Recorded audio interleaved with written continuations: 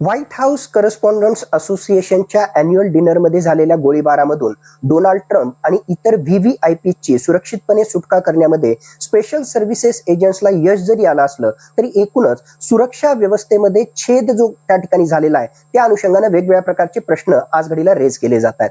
पहिली महत्वाची गोष्ट म्हणजे डोनाल्ड ट्रम्प यांच्यावर याआधी सुद्धा दोनदा जीवघेणा हल्ला झाला होता.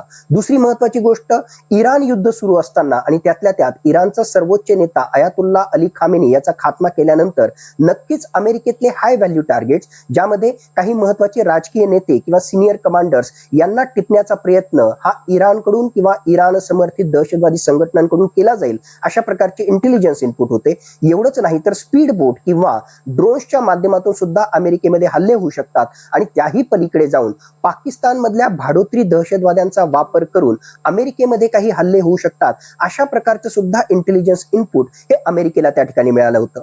अमेरिकेला आज घडीला अंतर्गत एक प्रकारे राजकीय विरोधाचा सुद्धा सामना करावा लागतोय. डेमोक्रेटिक पार्टी विरुद्ध रिपब्लिकन पार्टी असा संघर्ष आपल्याला त्या ठिकाणी पाहायला मिळतोय. आणि सर्वात महत्वाची गोष्ट, इराण युद्धाच्या अनुषंगानं त्याचबरोबर वाढणाऱ्या महागाईच्या अनुषंगानं आज घडीला डोनाल्ड ट्रम्प यांची अप्रुव्हल रेटिंग ही प्रचंड प्रमाणामध्ये खाली घसरलेली आहे.